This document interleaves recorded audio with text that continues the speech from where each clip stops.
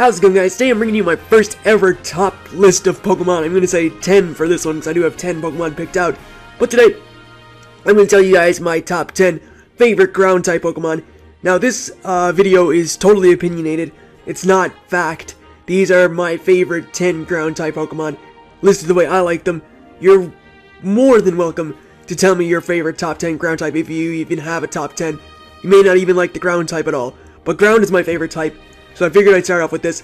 I don't know if I'll be doing 10 in the future, because I just know I have like 10 ground types that I really like. But I don't know if I have 10 of other types that I like. So, yeah, we're going to get into this list. Hopefully you guys will enjoy it. So, let's see what made the cut. Alright, so first off on the list we do have Rhyperior. It is a rock and ground type introduced in the 4th generation as an evolved form of Rhydon. The reason Rhyperior makes this list is because it has some good abilities. It's pretty strong, but the reason it's at the bottom of the list and not higher is that it only really has 3 good stats, with HP, attack, and defense, while special attack, special defense, and speed are not the best. So, Rhyperior, again, very good attacker. It hits a max at 416 if it's adamant. It has very good defense, can hit a max of 349 if it's a defensive variant, and can hit 434 HP. So, very good. It does have some great moves. It can work an assortment of roles in Wi-Fi battling or competitive battling altogether. It could be a tank, could be used to set up stealth rocks, could be choice banded to pack a serious punch, because this thing is it hits very hard. It has 140 base attack, which is nothing to play around with. It could be good for phasing stuff out with Dragon Tail, because it does have some great bulk.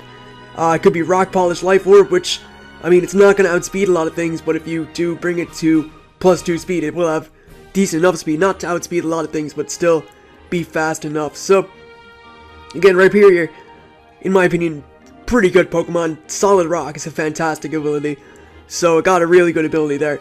But yeah, just the weakness to water and grass and like the quad weakness to it, as well as some other stuff like ground. It's weak to its own typing because it's part rock. It's weak to fighting, weak to ice. It's well, it's already weak to ice because it's ground type, but yeah, just a lot of stuff it's weak to, and that's why it makes number 10 on my list. Now next up, I wasn't too sure on which one of these two I wanted to pick, but coming in at joint 9th is Nidoking and Nidoqueen, both introduced in the 1st gen, and they are both poison ground types. Nidoking is the more offensive of the duo, but Nidoqueen definitely has something about it that makes me like it so much. Anyway, Nidoking here. Nidoking, again, as I said, is the more attacking one. It does have sheer force, as does Nidoqueen. But Nidoking has the potential to run as both a special attacker and a physical attacker, which is great. Has very good physical attack. It has base 92, base 85 special attack as well, so not too bad. A lot of people seem to run the sheer force Life Orb set, which is very good because Life Orb and sheer force sort of work hand in hand. And yeah, just the massive move pool this thing has. It has Earthquake, Earth Power, Fire Blast, Ice Beam, Focus Blast, can set up Stealth Rocks, can do a hell of a lot. Sludge Wave, I mean, it's just Thunderbolts. I mean, I'm listing moves here. Can do that all day. Nidoking and Nidoqueen have very, very good move pools, and are both very good Pokemon. But as I said, Nidoqueen is the more defensive of the duo, and does have better defensive stats than Nidoking. It does have 90 HP base, so gets 384 max, which is decent HP. Has good defense at 87, and good special defense at 85. This thing is more utility-wise, but can still be used in the same sort of sheer force Life Orb set that you can run with Nidoking. This thing, however, is good for setting up toxic spikes as well, but generally you tend to see more sort of defensive Nidoqueens because it does have the better defensive bulk than Nidoking. And yeah, it can be used to set up stealth rocks, can use to be phasing, or used to phase stuff out with like Dragon Tail and Roar. Very, very good Pokemon, both very good. Again, the weaknesses do let them down with water. Well, obviously, like, there's a lot of stuff they're weak to, but this one here, Nidoking and Nidoqueen, have a weakness to Psychic, being part poison, so yeah, they're, in my opinion, both very, very good Pokemon, and definitely worthy to make it to the list. Next up, we have Crocodile, introduced in the 5th gen, the evolved form of Sandile and Crocodile. This thing is great. It's just a very good Pokemon, very good bulk, Very good attack, very good speed, and yeah, definitely an underrated mon, in my opinion. Very good attack, as I said, and just have some good abilities. Has Intimidate, which could be good to lowering your opponent's attack. Has Moxie, which means it gets an attack boost when it kills another Pokemon. And then Anger Point, if it's hit with a critical hit, it's going to get put up to +6 attack, so it's going to get maxed out in attack if it gets critted. I usually run Moxie Choice Scarf, definitely just better, because I mean, you can do some nice late game sweeping. Has a very good move pool. It's a ground and dark type, so it gets some nice stab. It has Earthquake, Crunch, Stone Edge, Pursuit, Superpower, among other things. Again, it's still very, very good. Of course, it's weak to fighting type being a dark type, as well as being ground. Well, ground isn't weak to fighting, but dark type does make it weak to some stuff like bug and everything like that. Still should not be underestimated. Still a very good mon. It can get countered by a lot of things though, but definitely, yeah, Crocodile, good Pokemon in my opinion. Next up, we have the only 6th gen Pokemon on this list, because it's only one of 2 6th gen Pokemon introduced in this, or ground types introduced this gen. That's Diggersby. Now, I know a lot of people are going to talk about Diggersby, and I'm just going to ignore all that other stuff about Diggersby. This is my opinion list. I don't care about what anyone else has said. This is about just Diggersby being strong. I mean, it gets huge power. It has 56 attack, base attack, which obviously is not that great. It does only hit max 232, which isn't a lot, but it gets huge power. So you double that, and it has a massive attack stat. Also has some very good speed, which is why I think, in my opinion, well, I think in my opinion, but in my opinion, I honestly prefer Diggersby as a huge power attacker over Azumarill. I know Azumarill has great coverage with being a fairy type now, but in my opinion, Diggersby just gets it all done a lot better, has better attacks, like gets stab on return, stab on earthquake, gets stone edge, quick attack, it has the priority. If you don't want to do that, you can run agility, sword stance. I mean, yeah, Diggersby is a crazy Pokemon. Very, very good in my opinion. And, still not good enough to make it higher in the list, though. I'd know, just if it didn't have huge power, it wouldn't be on the list at all. Just huge power makes this thing worthwhile, I guess. Next up on the list, we have one of my favorite Pokemon, introduced in the 2nd gen. This is Donphan, and even though it's number 6 on the list, it's still one of my favorites. Donphan is fantastic. Donphan can set up Stealth Rocks, Donphan can Rapid Spin Away Rocks, Donphan can be your defender, Donphan can be your attacker. Whatever you want Donphan to be, it can do it, except for special attack, and probably not being fast, but Donphan can do a lot of things. It boasts a very, very respectable 90 HP base, also has 120 in both attack and defense. So if you think this thing's defense is impeccable, just like its attack matches that. It's just really good. It gets priority with Ice Shard, Rapid Spins, Stealth Rocks, and Earthquakes. It does a lot of things, and Donphan, being a pure ground type, is just great. It has the ability Sturdy. It's always going to live a hit if it's at full HP. So yeah, Donphan I just love so much. One of my favorite defensive Pokemon.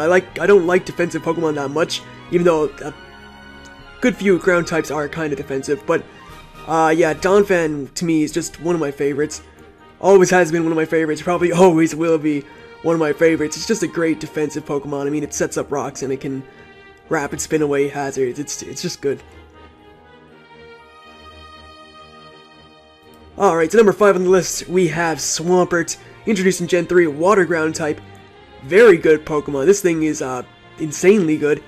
Can set up rocks like a lot of ground types can. Got that nice defensive stat at a nice base 90. Got a good attack and HP, so it does pack some decent natural bulk. It can be offensive or it can be defensive. I usually run defensive because I like defensive Swampert. It takes on a lot of things. It can be good for Toxic Stall. Again, it can set up rocks, Earthquake, Waterfall Stab, not a problem. Scald if you want to run special, or just have Scald to burn things. Even though I don't see that, I see that it's kind of redundant if you have Toxic on it. So, yes, Swampert, the evolved form of Mudkip, the 3rd gen starter, doesn't have the best abilities, to be fair. Torrent and Damp, they're not very good. I know a lot of people have jokingly said, give this thing Sap Sipper, and the reason they would say that is because it is 4 times weak to grass, but imagine Sap Sipper Donphan. I don't want to imagine, or not Donphan, Swampert I don't want to live in that world because that is just too strong. It doesn't have much weaknesses after that. So, I mean, it would be pretty hard to take that out. But yeah, Torrent is usually better because Torrent will increase your water-type moves by 50% if you're at a third of HP or less. And Damp is just to stop self-destruction and explosion.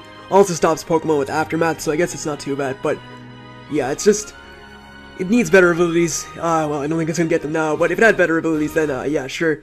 Mudkip, or not Mudkip, but Swampert would be higher in the list, but top 5 is not bad at all.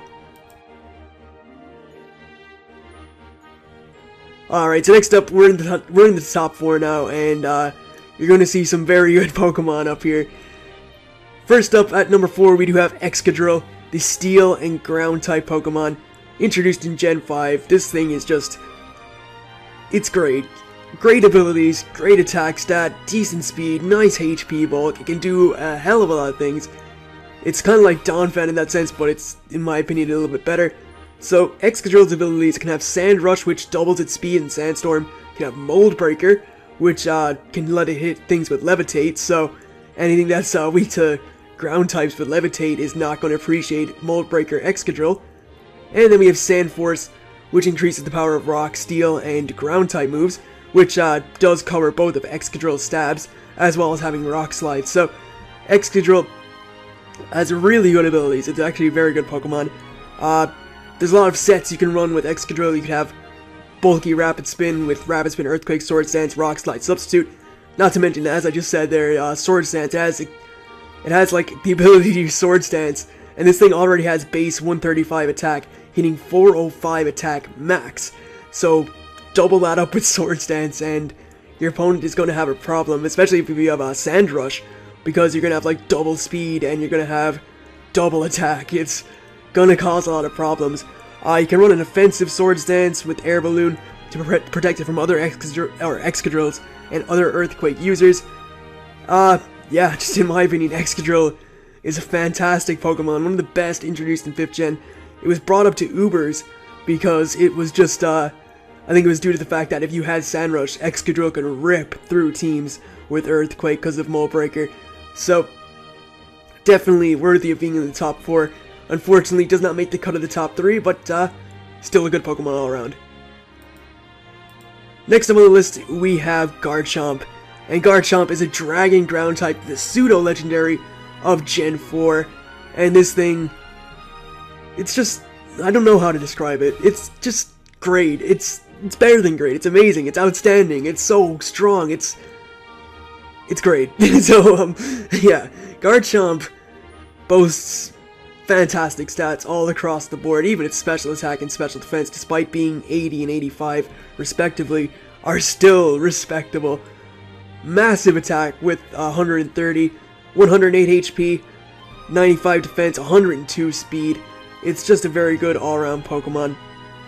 Great typing with Dragon and Ground. It is weak to Ice by 4 times, but then again, a lot of dragons, or yeah, a lot of dragon types are, with most of them being dragon flying. So yeah, it's just really good. Has the ability Sand Veil, which is sort of not allowed because it's bad. It does, not bad, it's just broken kind of. It does increase evasion by 25% in Sandstorm, so your opponent can miss a lot of pivotal moves when they shouldn't.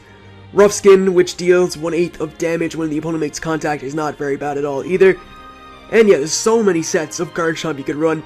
You could run Focus Sash Lead with Stealth Rock, Outrage, or Dragon Claw, Earthquake, Fire Blast, and Swords Dance. There's Choice Bandit, there's Choice Scarf, Swords Dance, Substitute Swords Dance, Support. Anything you want to run with Garchomp is probably viable. So, yeah, I would definitely recommend picking up a Garchomp for your team if you ever get the opportunity. It did get a Mega Evolution in Gen 6, which does lose like speed, but it's a lot stronger than regular Garchomp in terms of attack. It's just a little bit slower. It has more bulk too, so yeah, Garchomp, without question, one of the best pseudo-legendaries that we've seen, but only makes it to number 3 in the list, which means the next 2 have got to be good. Alright, so number 2 on my list, and this is just personally one of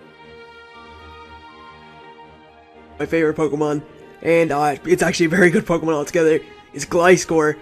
And Gliscor is insanely defensive. It's a ground and flying type, which means it does have a 4 times weakness to ice, much like Garchomp. It has the abilities Hyper Cutter, Sand Veil, or Poison Heal. The only one that really matters is Poison Heal, because Gliscor, with its massive 125 defense, is insane for stalling out teams. All you need to do is Toxic, make sure you outspeed like you're faster than the Pokemon, and you can just substitute Toxic, Protect, and Earthquake. It's just very, very good. That's not the only set you can run, though. You could also run Hyper Cutter with Acrobatics, I guess. Yeah, there's no point. Well, you could have Poison Heal Acrobatics, I guess, but there's no real point of that because you'd want Flying Gem to boost up the power of your Acrobatics. You could predict someone to go for like a Poison type move and switch them in and they get your Poison Heal, I suppose. But yeah, Gliscor can be offensive as well as defensive. It is mainly used as a defensive Pokemon just to annoy people, and I can understand why because it does it so well. It is really good for stalling out teams. So yeah, Gliscor, just one of my favorite Pokemon. Design-wise, it's awesome. Everything about it just is great. But unfortunately for Gliscor, it wasn't enough to make to number 1.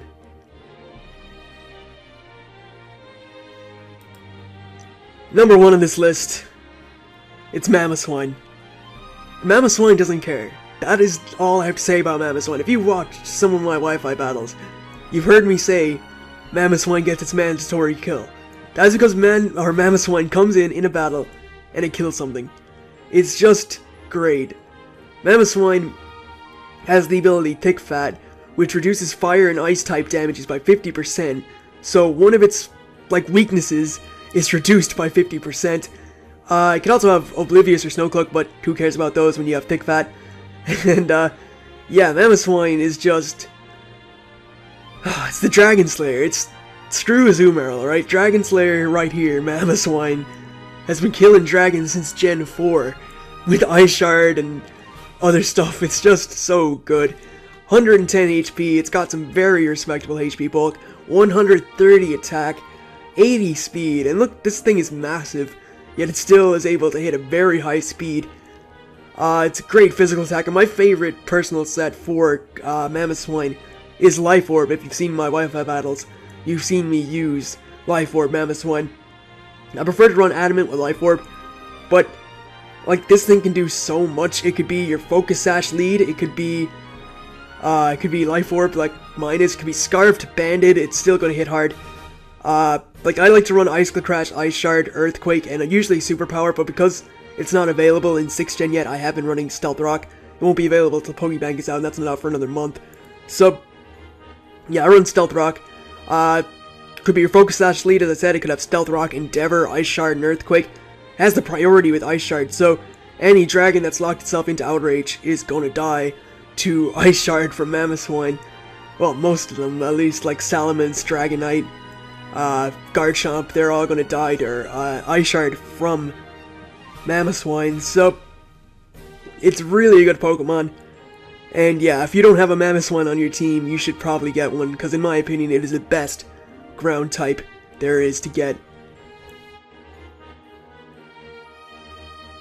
Alright guys, hopefully you've enjoyed this list. I may have messed up quite a bit while doing it, but hopefully it was to your standards and stuff. That's my first ever top 10, so I was a little bit nervous doing it. I was kind of hoping that I wouldn't mess up too much, and that you guys would understand why I like these 10 Pokemon.